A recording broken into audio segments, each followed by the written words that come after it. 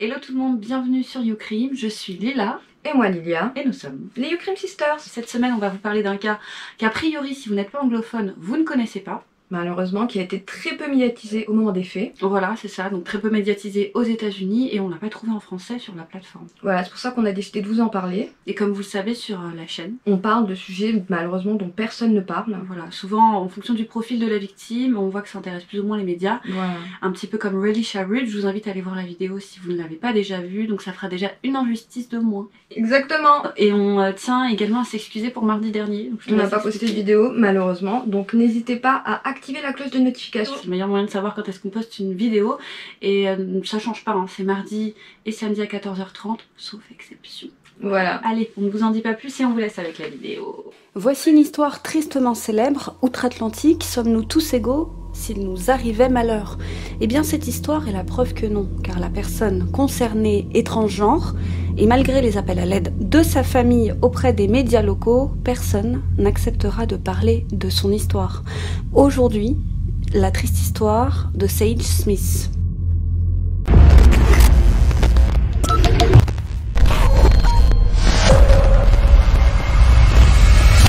Nous traitons principalement de faits divers jamais traités en français sur la plateforme, alors abonnez-vous.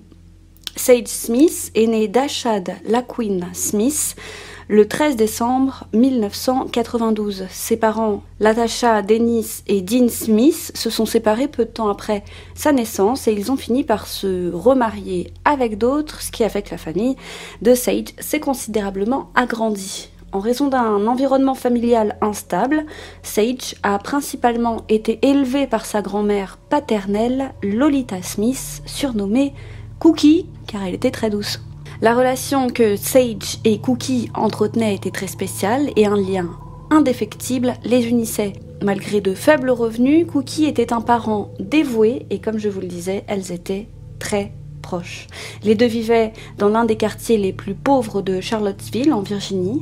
À l'âge de 12 ans, Sage retourne vivre chez sa mère, Latasha, mais après qu'elle ait été jugée inapte à s'occuper de Sage est placée en famille d'accueil. Précisons d'ailleurs tout de suite, comme je vous le disais en introduction, que Sage est gender fluide. En d'autres termes, c'est une identité de genre qui a la caractéristique d'être fluctuante et flexible. Ainsi, même si le sexe de naissance de Sage est masculin, Sage pouvait passer d'homme à femme, mais aussi de femme à androgyne ou encore d'homme à genre. Donc des fois, Sage portait des jupes et des perruques, et des fois, des costumes 3 pièces très masculins. Sage s'habillait donc selon son humeur du moment. Si elle se sentait plus femme, elle s'habillait de manière très féminine, et si elle se sentait plus homme, elle s'habillait de manière plus masculine.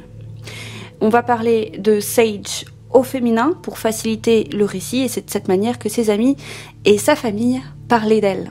Et malheureusement, grandir gay et transgenre dans une petite ville comme Charlottesville n'est pas de tout repos pour Sage, mais heureusement, elle avait l'amour de sa famille. En effet, sa mère a tout de suite su dès son plus jeune âge qu'elle était gay. Elle attendait simplement qu'elle fasse un jour son coming out. Quant à ses sœurs, elles ont toujours trouvé ça normal.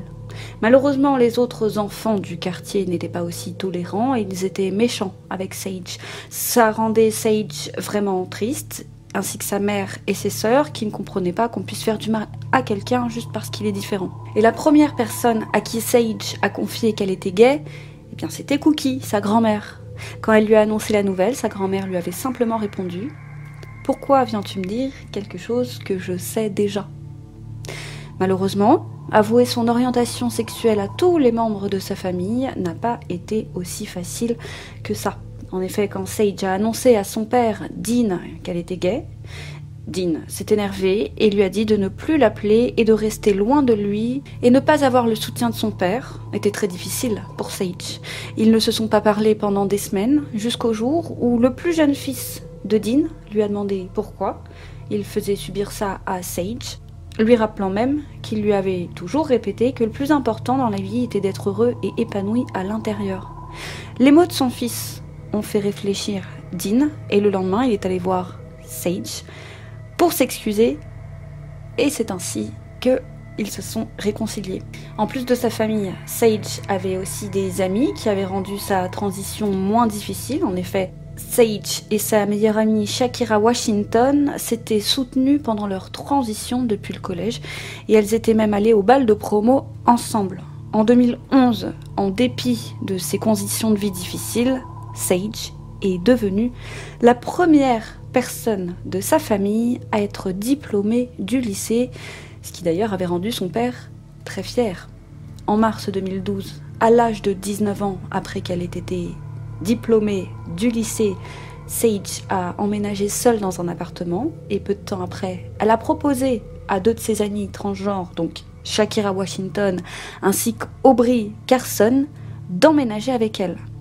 Comme elles étaient toutes les 3 transgenres, elles se comprenaient et se soutenaient. Et afin de joindre les 2 bouts, Sage travaillait en tant qu'assistante dans un salon de coiffure où elle balayait les cheveux fraîchement coupés. Elle rêvait de devenir un jour coiffeuse professionnelle et suivait des cours dans une école de cosmétologie afin de faire de cet objectif une réalité.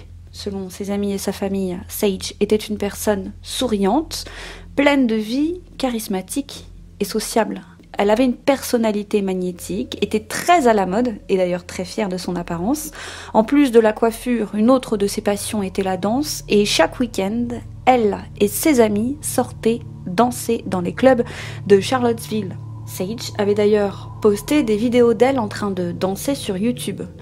Et cette nouvelle indépendance la rendait heureuse, et elle était ravie de pouvoir enfin vivre sa vie de personne transgenre au grand jour. Elle avait donc posté des petites annonces pour faire des rencontres sur le site Craigslist. Et malheureusement, avec le temps, Sage et ses colocataires ont eu des difficultés à payer leur loyer. En effet, Aubrey et Shakira, victimes de discrimination, obtenaient seulement des travails mal payés. Alors afin d'arrondir leur fin de mois, elles avaient eu l'idée d'organiser des soirées chez elles ou chez des gens et elles faisaient payer l'entrée. Et dans la nuit du 19 novembre 2012, les filles ont organisé une fête chez elles pour célébrer le 19e anniversaire de Shakira. À un moment donné, une fille fait irruption pendant la soirée et elle se met à se battre avec l'une des amies de Sage à cause d'un homme. L'altercation finit donc en bagarre généralisée et Sage se retrouve impliquée. Sage est en colère contre Shakira car elle estime que Shakira aurait dû intervenir pour la défendre, chose qu'elle n'a pas fait. Et énervée, Shakira a décidé d'appeler des amis habitants à Norfolk, en Virginie, et leur a demandé de venir la chercher dès le lendemain matin, afin de rester avec eux quelque temps dans le but de s'éloigner un peu de Sage. Et c'est ainsi que le lendemain matin, le 20 novembre, ses amis sont passés la récupérer et elle s'en est allée avec eux. Sage, quant à elle, appelle son père pour lui demander de l'argent car elle voulait se faire tresser les cheveux avant un rendez-vous galant avec un homme qu'elle avait dans la soirée. Mais malheureusement, elle n'a pas donné l'identité de cet homme à son père. Thanksgiving arrivant bientôt, Sage était heureuse à l'idée de le célébrer chez sa mère. Elle était excitée à l'idée de surprendre ses demi-sœurs et également impatiente de voir la nouvelle maison de sa mère. L'une de ses sœurs, qui était au courant de la visite surprise de Sage, était ravie de son retour à la maison et savait qu'elles allaient passer un bon moment. Mais en ce 20 novembre, donc la veille de Thanksgiving, Sage est occupée, comme je vous le disais, à se préparer pour son rendez-vous galant.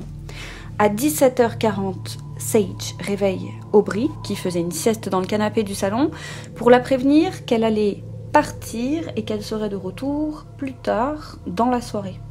Et le lendemain, donc le 21 novembre 2012, en se réveillant, Aubrey découvre que Sage n'est toujours pas rentrée.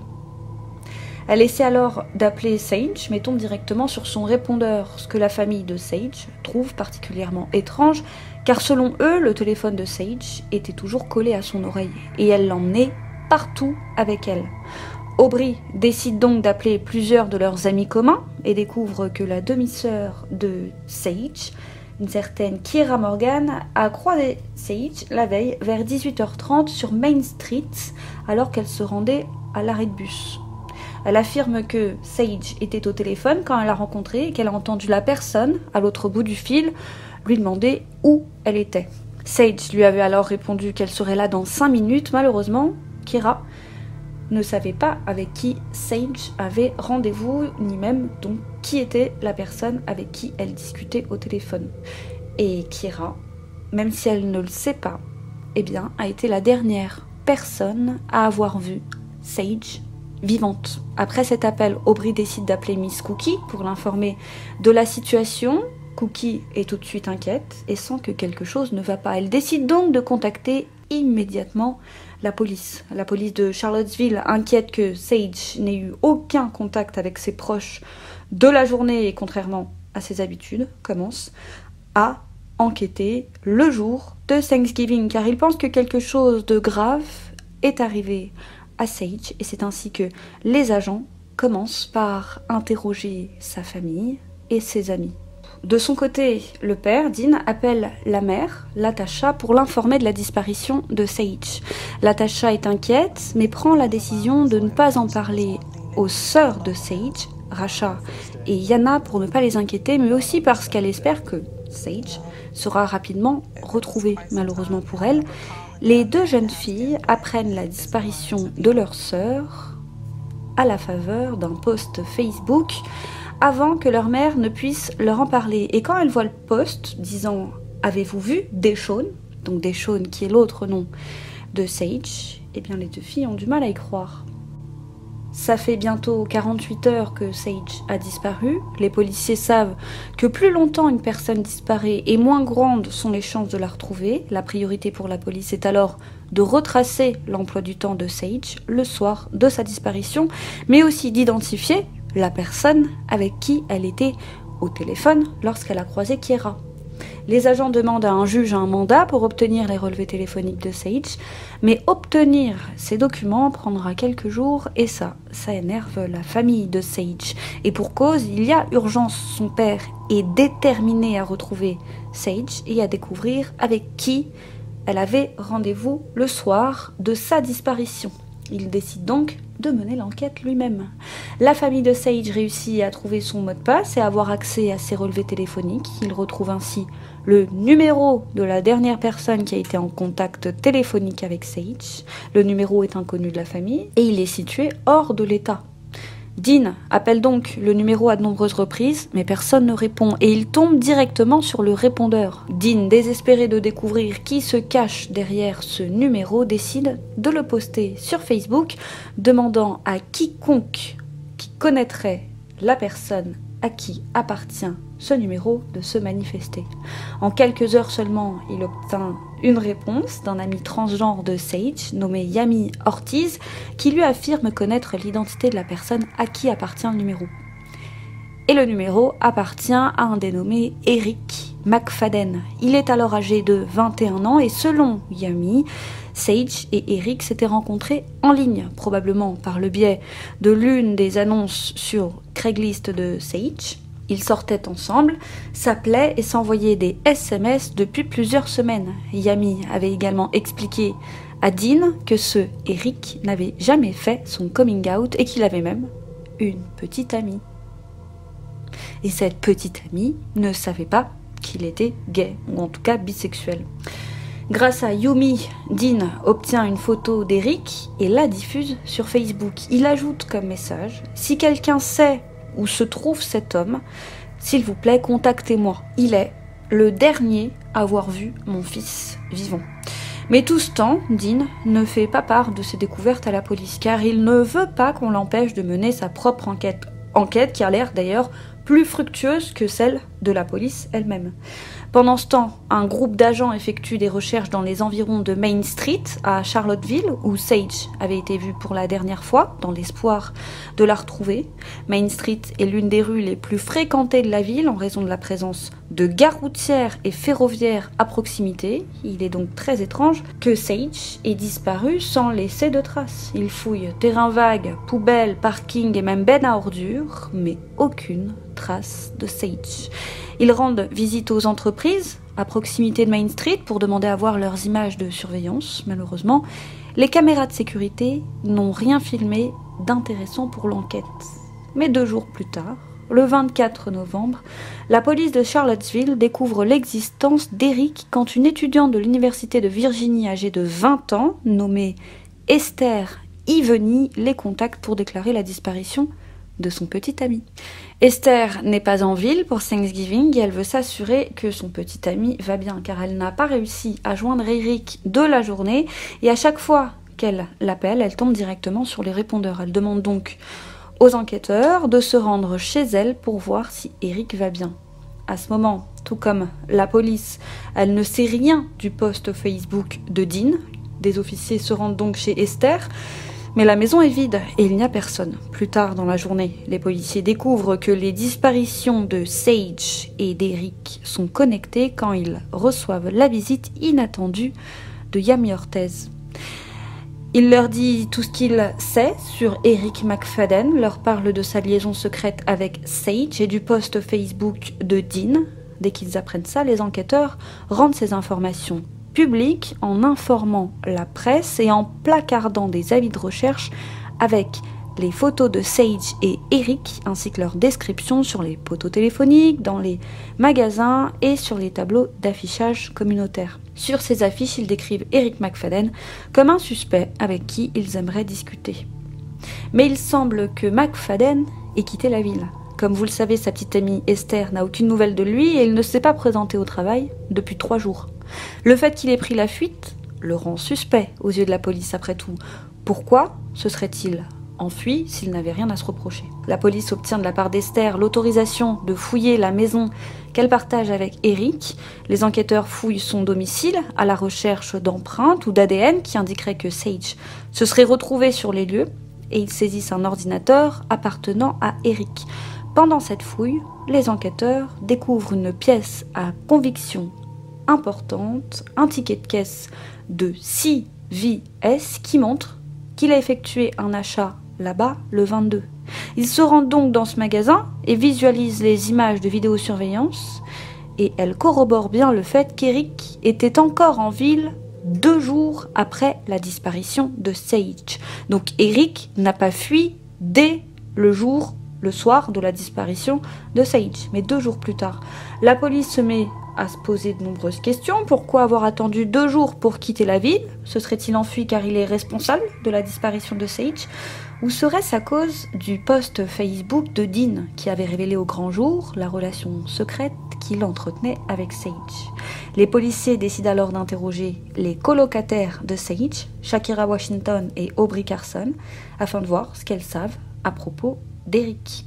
Shakira leur explique que Sage ne lui a jamais parlé d'Eric McFadden. Quant à Aubrey Carson, elle affirme l'avoir rencontré à une seule reprise sur Main Street, alors qu'elle était avec Sage, mais que la rencontre était brève. Enfin, la police obtient les relevés téléphoniques de Sage. Les relevés téléphoniques confirment qu'Eric était bien la dernière personne à avoir appelé Sage, mais en plus de ça, ils mettent en lumière la véritable nature de la relation qu'entretenaient Sage et Eric. Plus important encore, la police peut voir en détail les messages qu'Eric et Sage s'étaient envoyés tout au long de la soirée du 20 novembre et grâce à ça, la police a pu élaborer une chronologie plus précise des événements. 17h17, Sage a envoyé un texto demandant à Eric McFadden quand il partait. 17h20, McFadden a répondu disant qu'il était déjà parti et qu'il était au Hampton Inn. De 17h17 à 17h40, les deux se sont envoyés des textos. À 17h40, Sage a quitté son appartement et s'est rendu au centre-ville de Charlottesville. À 18h08, McFadden a envoyé un texto à Sage, lui demandant où elle était. À 18h12, McFadden a de nouveau demandé à Sage où elle se trouvait. Entre 18h18 et 18h37, McFadden a envoyé plusieurs textos à Sage, mais comme elle était au téléphone avec un ami, on ne sait pas si elle a vu ces messages. McFadden, dans ce laps de temps, a de nouveau envoyé un texto à Sage, affirmant qu'elle lui avait posé un lapin. À 18h35, Keira voit Sage sur Main Street. À 18h40, Sage se dirige vers l'ouest de Main Street. C'est tout ce que l'on sait. En se basant sur les messages échangés entre Eric et Sage, il semble qu'ils ne se sont pas rencontrés. Ce qui voudrait dire, selon la police, qu'Eric est peut-être innocent. Mais afin de pouvoir l'innocenter et d'avoir une idée de ce qui s'est passé ce soir-là, la police doit pouvoir l'interroger. Malheureusement, ce Eric est toujours porté disparu. À partir de ce moment, la famille de Sage essaye désespérément de faire médiatiser l'affaire, mais malheureusement, aucun média ne semble intéressé par la disparition d'une personne transgenre. On est loin du syndrome de la femme blanche disparue. Sa mère appelle régulièrement les stations de télé pour leur demander quand ils vont enfin parler de la disparition de Sage, et à chaque fois, on lui répond la même chose. Ils vont bientôt le faire. Mais ils ne tiennent jamais leurs promesses. Et ça lui brise le cœur. Elle essaye donc de chercher du soutien auprès d'un pasteur local et de sa communauté. Mais malheureusement, ils ne réussissent qu'à réunir une poignée de personnes. Tout le monde a l'air de s'en moquer. Le 25 novembre, Eric McFadden appelle enfin sa petite amie, Esther. Il lui dit qu'il est à Washington et il lui demande de lui envoyer de l'argent. Elle refuse et l'informe même que la police souhaite lui parler et lui donne les coordonnées du poste afin qu'il puisse les appeler. 2 jours plus tard, le mardi 27 novembre, les policiers reçoivent un appel inattendu. À l'autre bout du fil, vous l'aurez deviné, c'est Eric. Il les appelle de New York et il leur explique que la raison pour laquelle il a quitté la ville n'a rien à voir avec Sage. Selon lui, il se trouve à New York parce qu'il a toujours rêvé de vivre là-bas. Bien sûr, la police n'y croit que moyennement et trouve cette explication plus que douteuse. Les enquêteurs demandent alors la nature de sa relation avec Sage et Eric avoue qu'ils avaient une liaison. Il leur confirme également que le soir de la disparition de Sage, il avait rendez-vous en face de la station Amtrak, près de Main Street, mais explique que Sage ne s'est jamais présenté. Les enquêteurs lui demandent alors de venir à Charlottesville afin d'être interrogé et il accepte. Il leur explique qu'il rentrera en bus et leur donne l'horaire à laquelle il devrait arriver à la gare. Tous se mettent donc d'accord pour que des officiers viennent le récupérer. Mais malheureusement, Eric McFadden ne se présentera jamais à ce rendez-vous. Ce qui fait penser à la famille de Sage que s'il évite à ce point les policiers, c'est parce qu'il est responsable de la disparition de Sage. Car selon eux, s'il était vraiment innocent, il serait venu au rendez-vous afin d'essayer de prouver son innocence. Le 28 novembre, les enquêteurs fouillent les rues et les zones boisées situées à l'ouest de Main Street avant d'étendre leurs recherches pour inclure la zone autour de l'appartement de McFadden. Ensuite, le 30 novembre, la police rend visite à un expert en ordures qui les aide à déterminer que les ordures jetées dans la benne située derrière l'appartement d'Eric McFadden ont été transportées vers une décharge à 96 km de son domicile dans le comté d'Enrico. Peut-être, se disent-ils, que Sage a été balancé aux ordures comme une vulgaire ordure. Le même jour, Esther, la petite amie de McFadden, se rend au commissariat de police car elle a reçu un email d'Eric. Dans cet email, il décrit les événements qui se seraient déroulés le soir de la disparition de Sage et l'histoire qu'il raconte à Esther est bien différente de celle qu'il a racontée aux enquêteurs. Dans cet email, il affirme ne jamais avoir eu de liaison avec Sage et il ajoute que Sage avait menacé de dire à ses proches qu'ils avaient une liaison alors que ce n'était pas le cas s'ils ne lui donnaient pas d'argent. Eric l'aurait donc payé.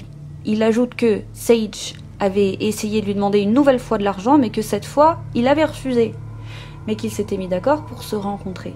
Sage et lui se sont donc rencontrés ce soir-là. Ils auraient marché ensemble quand ils ont croisé un groupe de personnes. Il a ensuite affirmé que Sage avait de nombreux ennemis et c'est à ce moment-là que Sage est parti seul de son côté. Il a fini son email en lui disant qu'il allait déménager dans le Midwest et s'est excusé auprès d'elle. Compte tenu des différentes versions racontées par McFadden, il est compliqué pour la police de discerner le vrai du faux. A-t-il vraiment rencontré un groupe de personnes qui lui ont fait peur et qui auraient été les ennemis de Sage? Ou toute cette histoire serait-elle un vulgaire mensonge pour tenter de se disculper? La police souhaiterait savoir qui sont les personnes qu'ils auraient croisées, mais Eric étant toujours en fuite, il est impossible pour eux de l'interroger. La seule chose dont ils sont sûrs, c'est qu'il a quitté la ville et que Sage a disparu, et ça, c'est particulièrement inquiétant. C'est pour toutes ces raisons qu'Eric devient le suspect numéro 1 dans l'enquête sur la disparition de Sage. Les agents demandent alors un mandat pour pouvoir avoir accès aux comptes bancaires, aux comptes e-mail et aux réseaux sociaux d'Eric afin de trouver des indices susceptibles de faire avancer l'enquête.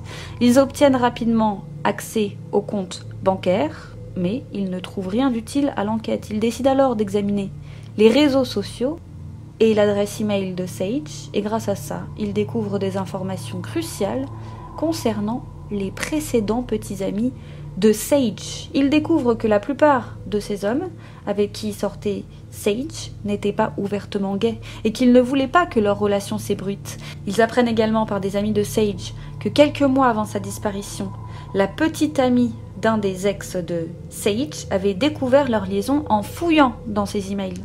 L'homme, en colère, avait alors accusé Sage d'être la personne qui avait révélé leur liaison à sa petite amie, et un soir où Sage rentrait chez elle, il s'en était pris à elle. La police pense enfin tenir son coupable, mais malheureusement, quand ils vérifient l'alibi de cet homme, ils s'aperçoivent qu'il a un alibi en béton armé, puisque le soir de la disparition de Sage, il était incarcéré. Il était donc en prison. Il découvre également que les comptes des réseaux sociaux de Sage n'ont montré aucune activité depuis la nuit de sa disparition. Et ça, c'est pas dans les habitudes de Sage. La police est dans l'impasse jusqu'au 3 décembre, quand les officiers qui surveillaient les comptes bancaires de Sage découvrent que sa carte bleue a été utilisée dans une épicerie. Ils sont soulagés, pensent qu'ils vont enfin retrouver Sage et pouvoir l'identifier sur les vidéos de surveillance, mais malheureusement, quand ils vérifient les images, ils découvrent que la personne qui a utilisé la carte de crédit n'est pas Sage. C'est sa colocataire, Aubrey Carson. En apprenant ça, les parents de Sage sont inquiets, et ils se disent que si Aubrey s'est permis de faire ça, c'est probablement car elle sait que Sage ne reviendra pas. La police décide donc d'interroger Aubrey, afin de savoir pour quelle raison elle utilise la carte de crédit de Sage. Aubrey leur explique que les 3 colocataires avaient pour habitude de partager leurs affaires et qu'elle avait pris la carte pour faire les courses pour l'appartement. Cela a conduit la police à suspecter Aubrey, car ils n'ont pas été en mesure de confirmer finalement son alibi la nuit du 20 novembre, malheureusement. Et encore à ce jour, ils ne peuvent rien faire, car ils n'ont aucune preuve pouvant lier Aubrey à la disparition de Sage. En décembre 2012, 3 fouilles majeures en rapport avec l'affaire ont eu lieu. La première a consisté à fouiller les environs de Main Street, ainsi que de l'appartement de McFadden, ainsi que les alentours de certaines voies ferrées, à proximité avec l'aide de chiens renifleurs. La deuxième fouille, elle, portait sur un étang qui a été sondé par une équipe de plongeurs de la police. Malheureusement, une nouvelle fois, rien n'a été trouvé. Quant à la troisième fouille, menée par les services de police de Charlottesville, des équipes médico-légales accompagnées de 2 chiens policiers et un agent spécial à la retraite, spécialiste des fouilles dans les décharges, a eu lieu. Dans la décharge du comté d'Enrico, malheureusement, rien d'intéressant n'a été retrouvé. Et vers fin 2012, une récompense de 10 000 $ a été offerte par une personne souhaitant rester anonyme à quiconque permettrait de résoudre l'affaire. Et 2 mois passent sans aucune avancée dans l'enquête, quand en février 2013, un nouveau témoin se manifeste. C'est une femme, du nom de Monica Williams, qui dit connaître Sage depuis des années. Elle affirme l'avoir vu et lui avoir parlé au Wild Wing Café situé sur Main Street le soir de la disparition vers 19h. Elle explique qu'elle était seule et qu'elle lui aurait dit qu'elle attendait quelqu'un. Malheureusement, Sage ne lui a pas dit qui était la personne qu'elle attendait, et quelques minutes plus tard, Monica est partie, laissant Sage seule au bar. Grâce à ce nouveau témoignage, la police réussit à retracer les déplacements de Sage le soir de sa disparition. À 18h27, Eric envoie un message à Sage pour lui dire qu'elle lui a posé un lapin. Ensuite, vers 18h36, Sage croise Kira sur Main Street alors qu'elle est au téléphone avec Eric McFadden. Et enfin, à 19h, elle rencontre donc Monica au Wild Wing Café, situé à proximité de la station de train Amtrak, qui était le lieu où Sage et McFadden s'étaient donné rendez-vous. En prenant en compte tous ces éléments, la police suppose que Sage a eu le temps de voir Eric entre le moment où elle a croisé Kira et celui où elle a rencontré Monica. Ils se rendent compte que le témoignage de Monica peut potentiellement innocenter Eric. Ils se rendent donc au Wild Wing Café afin de voir si d'autres témoins peuvent corroborer son témoignage. Les enquêteurs interrogent les managers qui leur expliquent qu'il est possible que des personnes transgenres aient été présentes dans le restaurant ce soir-là, mais qu'ils ne peuvent pas dire si l'une d'entre elles était Sage. Les policiers demandent alors à voir les images de vidéosurveillance, mais malheureusement, ils n'en ont pas. Les semaines se transforment alors en mois et la famille de Sage souffre de ne pas savoir ce qui lui est arrivé. Quand en septembre 2014, environ 10 mois après la disparition de Sage, Anna Graham, une autre adolescente de Charlottesville, étudiante à l'université de Virginie, disparaît. Alors, cette disparition n'a rien à voir avec celle de Sage. Mais les recherches pour retrouver Anna ont mobilisé d'énormes moyens humains et financiers. Les gens se bousculaient pour participer aux recherches. Et la mère de Sage avoue que même si elle comprend la douleur des parents d'Anna, elle avait mal au cœur car elle n'avait pas reçu le même soutien de la part de sa communauté. Et elle ne peut pas s'empêcher de penser que cela est dû au fait que Sage soit afro-américain et gay. Sa famille était vraiment très triste que les médias décident qu'Anna méritait leur attention et non Sage. Et ça a vraiment brisé le cœur de sa grand-mère, Cookie, qui ne comprenait pas comment quelqu'un pouvait considérer une vie plus importante qu'une autre. Car selon elle, une vie reste une vie. En novembre 2015, soit 3 ans après la disparition de Sage, la police de Charlottesville fait une annonce surprenante. Ils annoncent qu'ils ne considèrent désormais plus Eric comme un suspect dans la disparition de Sage, car selon eux, l'étude de son historique internet montrerait qu'il aurait été très compliqué pour lui de faire disparaître Sage. En effet, selon les autorités, il surfait sur son ordinateur entre 23h et 3h du matin, et en plus de ça, il n'avait fait aucune recherche suspecte. Il n'aurait donc pas eu le temps de faire disparaître Sage. De plus, même s'il recevait des leçons de conduite d'un collègue de travail, il ne savait pas conduire et ne possédait pas de voiture, mais aussi car il vivait dans une zone très peuplée où les habitants auraient forcément remarqué si quelque chose sortait de l'ordinaire. En plus de ça, la police pense que si sa fuite était vraiment liée à la disparition de Sage, il se serait tout de suite enfui et n'aurait pas attendu 2 jours avant de partir. Mais de nombreuses personnes pensent que ce ne sont pas des raisons suffisantes pour innocenter quelqu'un. En effet, Sage n'a pas disparu entre 23h et 3h du matin, elle a disparu beaucoup plus tôt dans la soirée, et donc le fait qu'il soit en train de surfer tranquillement sur son ordinateur entre 23h et 3h du matin ne signifie rien.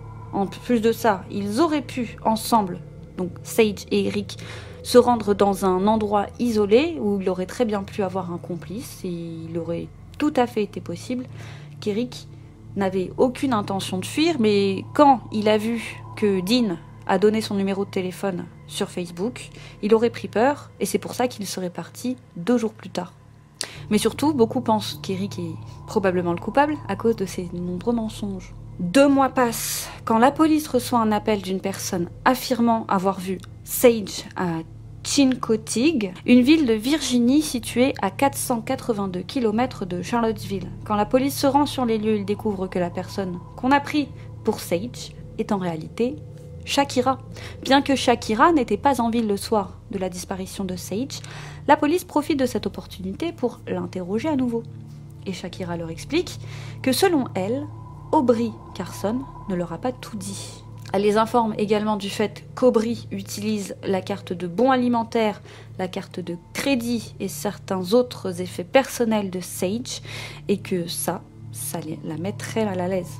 En apprenant ces informations, les policiers décident de réinterroger Kira Morgan.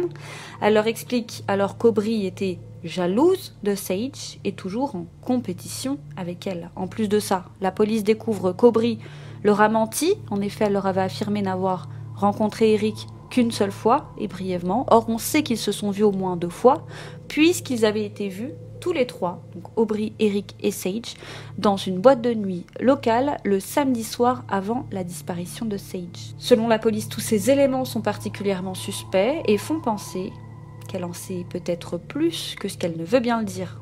Ce qu'Aubrey nie farouchement, affirmant avoir dit tout ce qu'elle savait à la police et ne pas savoir ce qui est arrivé à Sage. Malheureusement, ils n'ont à ce jour aucune preuve la liant à la disparition de Sage. En 2017, la police de Charlottesville a annoncé qu'Eric était une nouvelle fois considéré comme une personne d'intérêt dans cette affaire, mais cette fois en tant que témoin et non en tant que suspect. On voit quand même que la police fait marche arrière. En mai 2018, les enquêteurs, accompagnés d'une unité médico-légale, ont fouillé une nouvelle fois l'ancien appartement de Sage. La recherche a duré plusieurs jours, mais on ne sait pas si quelque chose d'intéressant a été découvert. Il y a le secret de l'enquête. Enfin, la mère de McFadden, donc d'Eric, a officiellement signalé la disparition de son fils auprès des services de police de Charlottesville en juin 2019, car elle n'aurait eu vent de sa disparition qu'en 2014, et elle pensait à cette époque, en 2014, que son père avait déclaré sa disparition. À la fin 2019, quand elle s'est rendue compte que rien n'avait été fait. Au cours de l'enquête, de nombreuses personnes, et en particulier la famille de Sage, ont critiqué la manière dont la police a géré l'affaire, affirmant qu'ils ne les tenaient pas au courant des avancées de l'enquête. La police espère toujours pouvoir discuter avec McFadden, mais cela fait 8 ans qu'il n'a toujours pas refait surface. Actuellement, il y a une récompense de 20 000 $ pour toute information permettant de résoudre l'enquête. Sa famille veut juste savoir ce qui lui est arrivé. La famille espère que la disparition de Sage permettra à ce que les cas de disparition impliquant des jeunes transgenres soient traités différemment à l'avenir. Aujourd'hui, son père, Dean, est rongé par le regret et il donne comme conseil aux parents dont les enfants auraient un style de vie différent, de ne pas les juger et de communiquer avec eux. Voilà, à ce jour, Sage est toujours porté disparu. Alors, Eric aussi, sauf qu'on pense qu'Eric, lui, est en fuite. Alors, Eric est-il responsable? Ou serait-ce l'une de ses amies, Shakira ou bien Aubry? Ou peut-être quelqu'un d'autre encore? Dites-nous ce que vous en avez pensé en barre de commentaires. Likez si notre travail d'investigation vous a plu. N'hésitez pas à partager la vidéo. Comme toujours, vous pouvez retrouver notre Tipeee en barre de commentaires pour nous soutenir. Lilia, c'est notre Instagram. C'est tout pour aujourd'hui. Merci de nous avoir suivis et à bientôt sur YouCrime pour une autre triste histoire.